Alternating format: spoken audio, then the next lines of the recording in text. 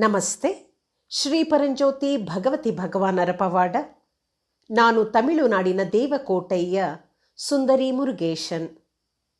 ನನ್ನೊಳಗೆ ಸಂಭವಿಸಿದ ಆಂತರಿಕ ಪರಿವರ್ತನೆಯನ್ನು ಅಪಾರ ಸಂತೋಷದಿಂದ ಹಂಚಿಕೊಳ್ಳುತ್ತಿದ್ದೇನೆ. ಸ್ವರ್ಣಯುಗಂ ದೇವಾಲಯದ ಪೂಜೆಗಳಲ್ಲಿ ನಿರಂತರವಾಗಿ ಭಾಗವಹಿಸುವುದರಿಂದಾಗಿ ನಾನು ಪಡೆದ ಅನುಭವ ಮತ್ತು ಅದರ ಪರಿಣಾಮವಾಗಿ ನನ್ನ ಬಾಹ್ಯ ಜೀವನದಲ್ಲಿ ಸಂಭವಿಸಿದ ಸುಂದರವಾದ ಪವಾಡಗಳು ಹೀಗಿವೆ. ಒಂದು ತರಗತಿಯಲ್ಲಿ ಪತಿಪತ್ನಿಯರ ನಡುವಿನ ಸಂಬಂಧದಲ್ಲಿ ಪ್ರೀತಿಯ ಕೊರತೆಯಿಂದ ಉಂಟಾಗುವ ಪರಿಣಾಮಗಳ ಬಗ್ಗೆ ದಾಸಾಜಿಯವರು ಮಾತನಾಡುತ್ತಿದ್ದರು.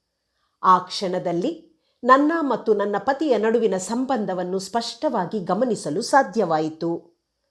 ನಮ್ಮ ಸಂಬಂಧದಲ್ಲಿನ ಭಾವನಾತ್ಮಕ ನೋವುಗಳಿಂದಾಗಿ ಮನಸ್ಸಿನ ಶಾಂತಿಯನ್ನು ಅನುಭವಿಸಲು, ಸ್ಪಷ್ಟ ನಿರ್ಧಾರಗಳನ್ನು ತೆಗೆದುಕೊಳ್ಳಲು ಸಾಧ್ಯವಾಗದೆ ನಿರಂತರ ಗೊಂದಲ ಹಾಗೂ ದುಃಖದಲ್ಲೇ ಬದುಕುತ್ತಿದ್ದೆ ಎಂಬುದನ್ನು ಅರಿತುಕೊಂಡೆ.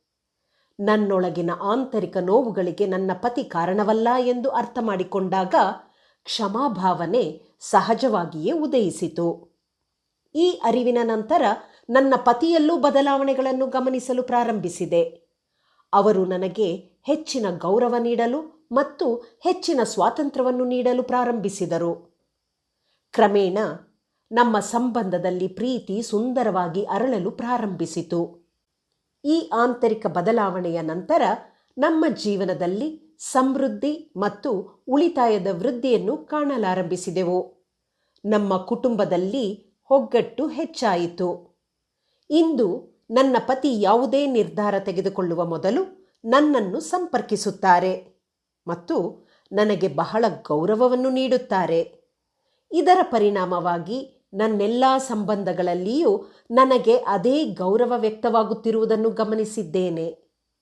ಮನಸ್ಸು ಈಗ ಅತಿಯಾದ ಆಲೋಚನೆಗಳಿಂದ ಮುಕ್ತವಾಗಿದೆ. ಸ್ಪಷ್ಟವಾಗಿ ಯೋಚಿಸಲು, ದೃಢವಾದ ನಿರ್ಧಾರಗಳನ್ನು ತೆಗೆದುಕೊಳ್ಳಲು ಮತ್ತು ನೆಮ್ಮದಿಯಿಂದ ನಿದ್ರಿಸಲು ಸಾಧ್ಯವಾಗುತ್ತಿದೆ. ನಾನು ಈಗ ಭವಿಷ್ಯದ ಬಗ್ಗೆ ಯಾವುದೇ ಭಯವಿಲ್ಲದೆ ವರ್ತಮಾನದಲ್ಲಿ ಬದುಕುತ್ತಿದ್ದೇನೆ. ಅನಗತ್ಯ ಆಲೋಚನೆಗಳು ಕಡಿಮೆಯಾಗಿರುವುದರಿಂದ ನನ್ನ ಶಕ್ತಿ ವ್ಯರ್ಥವಾಗುತ್ತಿಲ್ಲ.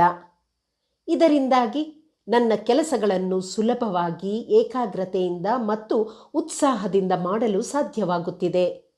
ಇಂದು ನಮ್ಮ ಕುಟುಂಬದಲ್ಲಿ ನಾವು ಉತ್ತಮ ಆರೋಗ್ಯ, ಸಾಮರಸ್ಯ ಮತ್ತು ಸಮೃದ್ಧಿಯನ್ನು ಅನುಭವಿಸುತ್ತಿದ್ದೇವೆ.